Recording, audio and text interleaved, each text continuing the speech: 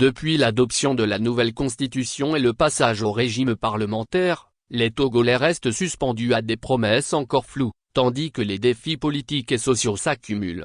Le Togo reste sans gouvernement depuis 3 mois, après la démission de l'ancien exécutif à la veille de la prise de fonction de Faure Sozimna Gnassingbé, premier président du Conseil des ministres depuis le 3 mai. Ce vide politique intervient dans le sillage du passage au régime parlementaire entamé le 6 mai 2025, après une transition d'1 an. La nouvelle constitution, adoptée en avril puis promulguée en mai 2024, a ouvert la voie à une 5e république contestée. L'attente s'allonge et la patience des Togolais s'effrite. L'équipe sortante, chargée des affaires courantes, continue de gérer le pays, mais nombreux sont ceux qui dénoncent un flou persistant dans la gouvernance. Cela fait plus de 3 mois que nous n'avons pas de gouvernement officiellement constitué. Nous sommes toujours sous la direction d'un cabinet démissionnaire. Cette situation pose un réel problème, tant pour la gestion de l'État que pour celle des affaires publiques, souligne Dr Jean-Emmanuel Gnagnon, président du mouvement togolais pour la restauration, qui milite pour le rétablissement de l'ancienne constitution,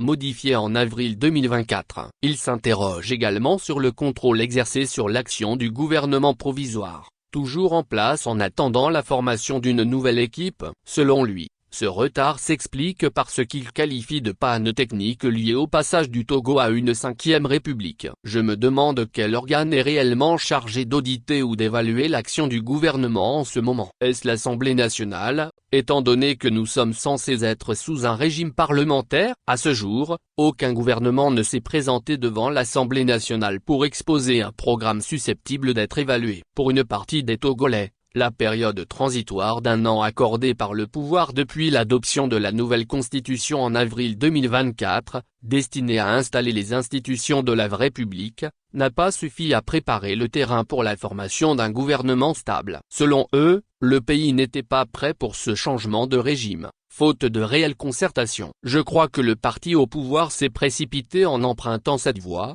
cherchant avant tout à préserver ses acquis en maintenant son champion au pouvoir ad vitam aeternam. Si l'ensemble des Togolais avaient accepté ce basculement politique, il serait aujourd'hui possible de former un gouvernement d'union nationale en quelques jours, dès la prise de fonction du président du Conseil des ministres, analyse Komi Waklatsi, sociologue.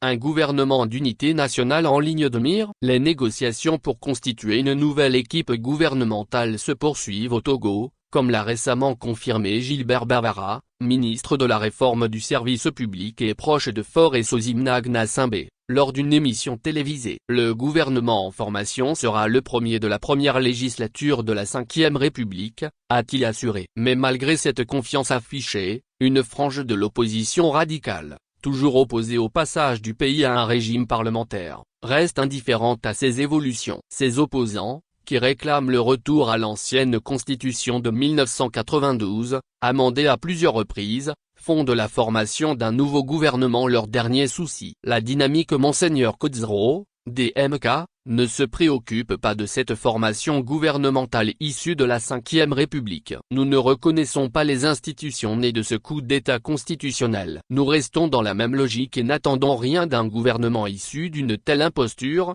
alors que la loi exige un référendum pour toute modification constitutionnelle, affirme Thomas Zoukpo, porte-parole de la DMK, coalition de partis d'opposition togolaise.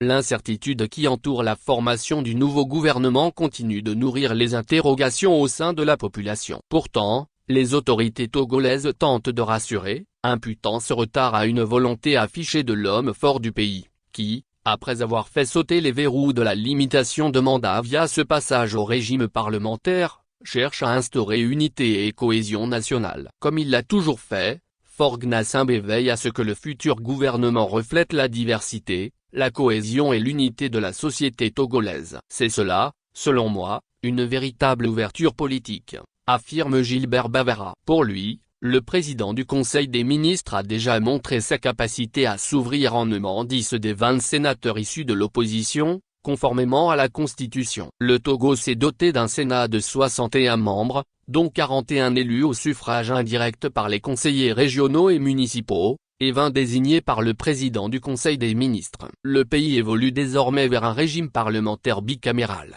où Sénat et Assemblée nationale partagent la mission de contrôle de l'action gouvernementale.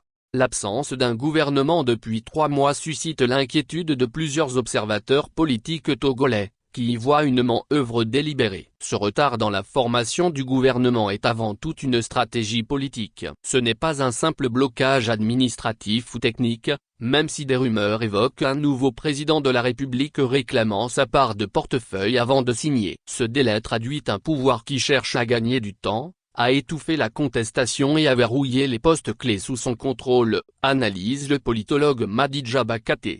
Selon lui, l'opposition radicale togolaise serait en situation de dilemme. Participer à un gouvernement d'union nationale sans garantie solide serait pour elle une trahison idéologique et une tentative de récupération par le pouvoir. Un mutisme des dirigeants qui ne passe plus. Aujourd'hui, les Togolais peinent à joindre les deux bouts. Malgré une croissance moyenne de 6,1% entre 2021 et 2023, selon la Banque mondiale. L'inflation galopante et les inégalités croissantes entre zones rurales et urbaines freinent les progrès dans la lutte contre la pauvreté.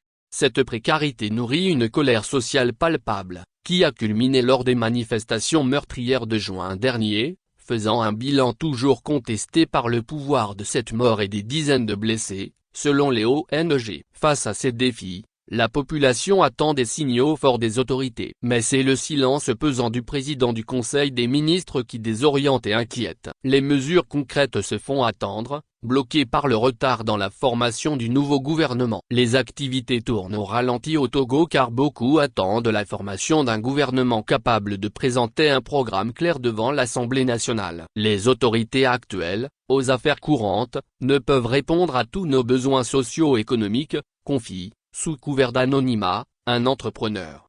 Le président du Conseil des ministres doit rassurer les Togolais, faire un bilan et expliquer ce retard, ajoute-t-il. Malgré la victoire écrasante du parti au pouvoir au municipal du 17 juillet, boycotté par une partie de la population avec un taux de participation d'environ 55%, le chef du gouvernement peine à former sa nouvelle équipe. Il doit rapidement regagner la confiance d'une population marquée par la répression policière lors des dernières manifestations. Source, le point.fr/Afrique. Actualité feature pays politique Togo.